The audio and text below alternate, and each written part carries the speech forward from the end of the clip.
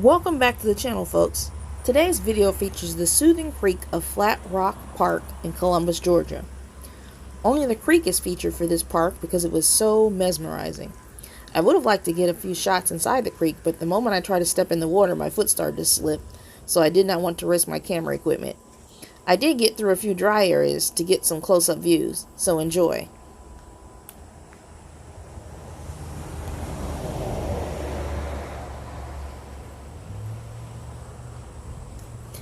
In market news, the jobs numbers slowed. The U.S. only added 206,000 jobs for the month of June. The unemployment rate actually went up, reaching to 4.1%. A lot of us, including myself, has noticed that while jobs are being put out for applications, many are not actually hiring. On LinkedIn, I have seen the same jobs posted for over 3 months, one for over 6 months, still taking applications. While I'm not certain they just didn't take the posting down, there are a lot of YouTubers swearing that folks are reporting that jobs are not actually being filled. That narrative fits the data, since the vast majority of companies have opted for mass layoffs and shuffling work around rather than hiring. This practice helps companies afford to buy back their own stocks and raise their stock market price to appease and compensate shareholders. This increases the monetary value of their company and makes all of the shareholders, CEOs, CTOs, CFOs, and so on richer. Meanwhile, money is not invested in hiring for their workforce. Some folks think that they keep the applications on file so that they can pick through all of the people that apply over the months and months, and more so, keep them on hand in case anybody quits, or in case they fire people. Since stock buybacks have been prevalent throughout various industries, it is most likely that companies are doing that. Nobody particularly knows, but my money is on that is what they're doing. The amazing lack of desire by companies to appease their workforce in the last 25 years is pretty alarming. The pay scales are skewed horribly towards the top. For example, Walmart paying store managers up to $500,000 per year, including bonuses, of course. But regular workers in March can now just make $14 to $19 an hour. While this is better than the $12 an hour they were making, that was maximum, the vast majority are actually making around $15 an hour. While this seems like a lot, $15 an hour is what people were fighting for back in 2009. The year is 2024. That's a lot of time for things to go high in inflation, and that's exactly what has happened. Walmart itself is seeing record profits, and the family of Walmart kids that have inherited Walmart are seeing incredible gains, and so are higher up employees. So clearly the trickle-down effect is pretty abysmal. It's not working very well.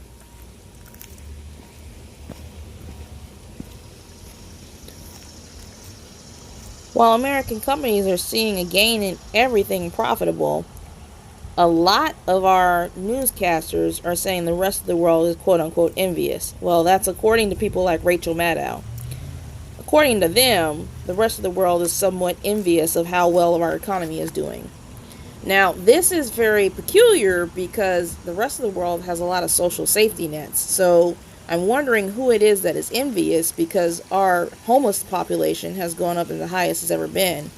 And while employment is not the highest it's ever been, inflation is ridiculous given how high it is to pay for a house. The housing market prices are high, and the inflation for mortgage rates are high. So the question is, who is so envious? I'm not quite sure about that. I mean, I don't mind living in the USA. I'd rather not live in Europe or anywhere else because things are no better there than they are here. But in all honesty, the only thing anyone is envious of is other businesses around the world for their business ventures that you can take in the USA and how well the market is for businesses and companies. I'm quite sure they're not trying to be, no offense to the van lifers and everybody in vans and everything, I don't think people are scrambling to do that around the world. I'm pretty sure they're much likely happy to have their homes and have housing and have rent control. And while I don't advocate for rent control, I do advocate for more affordable housing and workforce housing. Speaking of what's happening globally, in other news, Britain's Labour Party, the centre-left party, won a landslide victory over the Conservative Party, kicking out Prime Minister Rishi Sunak and his Conservative Party. The new Prime Minister, Keir Starmer, nicknamed No Drama Starmer, is expected to make slow changes to right Britain's course. From my personal observation, ever since Brexit, in which Britain left the European Union, Britain has gone downhill ever since the exit on January 31st, 2020. The UK is the only sovereign country to have left the European Union, and it hasn't done well since. Last time I visited was 2019, and customs and security and border patrol for Britain were terrified I wanted to stay there because they thought I was fleeing Trump and what was happening in the United States of America. I did not want to stay in the UK. In fact, I was quite aware of what was going on in the USA versus the UK, and that Brexit fiasco was going to be a bad gamble on their part. And of course, they had somebody who was like Trump 2.0 go over there in the UK and run Great Britain. So I assured them I would be going back to the USA after my 1-week visit, which included the corporate office of the company I worked for at the time. In my opinion, Brexit was fueled by nationalism and monetary ignorance. Ever since Brexit, the UK has had a lot of trouble, and their inflation and their austerity measures, if you remember Angela Merkel from Germany, their austerity measures were horrible. Well, the UK's were bad too. I hope the UK can recover. In other news, a very intriguing statistic is that 40% of shoppers between the age of 25 and 34 split bulk groceries with friends, neighbors, roommates, and family, compared with a third for all shoppers. While places like Costco and Sam's Club don't like sharing, similar to Netflix and HBO Max, their sales have increased, so quite frankly, they shouldn't be all that upset about it. This is a great hack to get ahead or stay afloat financially, depending on your circumstances. Younger people are most likely doing this because their salaries are not high enough to combat inflation. Your prime earning years are typically your 40s and 50s and into your 60s if you don't retire early. While it used to be that $75,000 was enough of a salary to be happy in the USA, most people are reporting they now need at least $100,000 per year. This isn't a surprise as rents rise and costs of utilities and food rise. Sharing groceries bought in bulk is a great method to combat the rise of prices and is akin to having community gardens. If you're not familiar with community gardens, that's where everyone in your neighborhood gets together and either repurposes a lot or buys a lot or uses their backyards or front yards to create a garden or community gardens. You share the food, you help grow everything, you help tend the garden, and you share the proceeds of everything if you actually end up taking it to market like a farmer's market. But typically everybody just shares the food and offsets their grocery prices. Speaking of gardens, many folks like to joke that tomatoes and lettuce are so cheap, what's the point in growing your own? Well, I beg to differ. Lettuce and tomatoes can be the bulk of a person's diet, as well as other vegetables, so growing a backyard garden can aid in lowering your grocery bill. Setting up the garden can be relatively inexpensive as well, either using seeds from the food you bought at the store or buying your own seeds. You can start the seeds in egg cartons and grow them in pots or make garden beds from kiddie pools or buy some garden beds. We have raised garden beds in our backyard and a hydroponic system. I plan to expand my systems and create even more opportunities for growing food. Offsetting these bills is a very good idea. Typically, when grocery markets and grocers raise prices, they look at all the areas that haven't been raised before. Vegetables and other things like vegetables and meats are usually where they raise prices the most when they've run out of raising prices on things that I call quasi-food. You know, things like Cheez-Its and things that are actually created in a lab and not necessarily grown. It's not that they're bad, but they're not as good for you as actual food is. So those are the things that typically raise prices on most. Cereals, Cheez-Its, snacks, Debbie cakes. But when they're run out of doing that and the prices are high enough on that, they go to things like vegetables and legumes.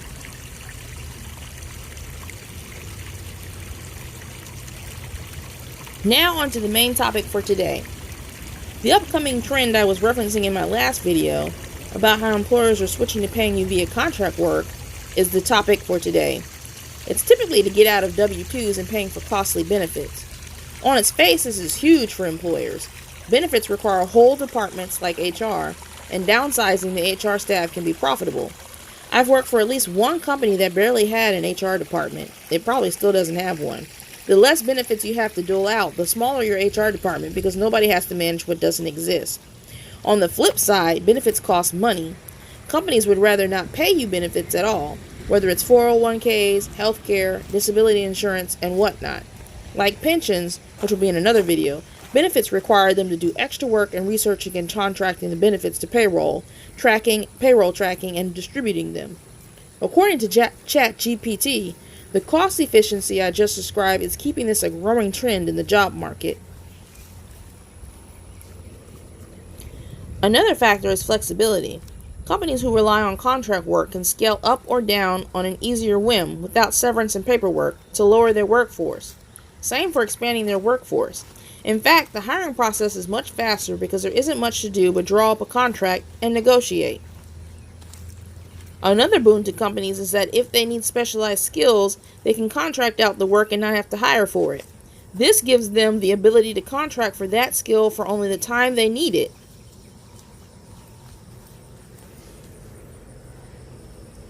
The only environment companies need to monitor for contract work efficacy is the regulatory framework. If Congress decides to change the laws or not, as well as states, for example, California's Proposition 22, the gig industry-backed initiative that 58% of state voters passed in 2020, has been embroiled in a legal seesaw since becoming law, including being ruled unconstitutional by a Superior Court judge before being upheld by a state appeals court.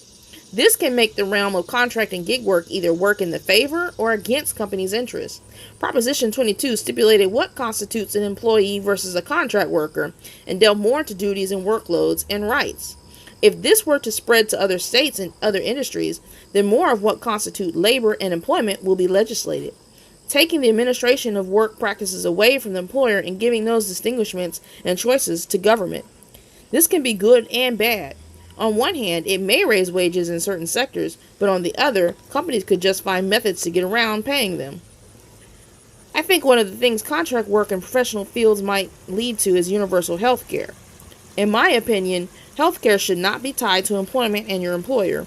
The economy and social life has changed so much that many folks are not at the same job for decades or their entire career, and switching from healthcare provider to healthcare provider frequently is ridiculous. Contract work means those who do contract work have to find and pay for their own health care. Soon, more people will be buying from the healthcare marketplace, which will require an overhaul of that marketplace. This could be a catalyst for universal health care. So it remains to be determined if contract work is going to take over the job market and how Congress and the states legislate laws regarding contract work and labor rights. For now, my advice is to choose the working arrangement that suits your needs as much as you can. From remote work to hybrid work to W-2s to contract work and gig work like Instacart, there are still many options available.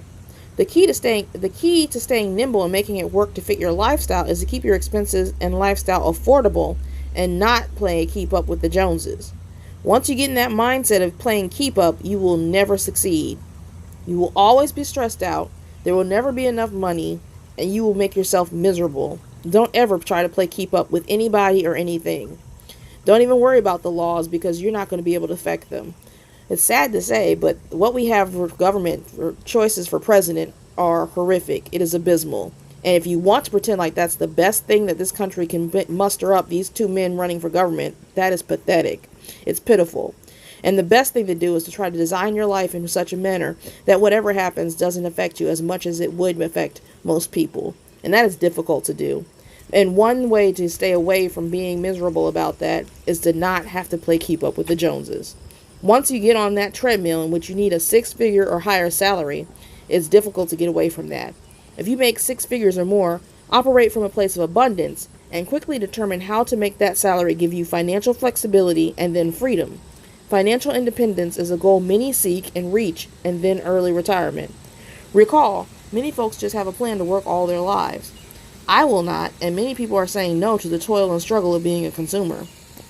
Indeed, back during the pandemic and when it first began in 2020, a lot of people just quit their jobs. It's not only that they were on unemployment and were making $1,000 a week or so, with all the laws that were legislated into effect to make us have more money in unemployment. It was more than that. A lot of people started rearranging their lives so that they could have one parent at home and one parent working. Some people started doing off-grid work and started building their own homesteads off-grid. There are all sorts of factors that came into play, but a lot of people just said they're tired of it. And it was like a big, great reset for this country. A lot of people said, I'm tired of it. Let's just not work so hard anymore. And that's where we have a big stalemate in the market right now. It was at one point where it was a workers' market, the laborers' market. Back in 2021 through 2022, and a little bit into 2023, if you were a person who worked the job, if you were the laborer, the employee, you had a lot going your way. There were lots of jobs to pick from. There were more than 2 jobs per person. Now there's less than 1 job per person, so things have changed. And of course, employers have done that on purpose so that they can keep control of the market. That's it for today. There's a lot going on and there's a lot to unpack in this episode. But I hope you find the method that works for you in order to make your life exactly how you want it to be. In a future episode, I will discuss the retire early and financial independence movements. But for now, enjoy the rest of the video and the silent, soothing calms of the water. I call them healing waters. I hope you enjoy the rest of your day. Bye-bye.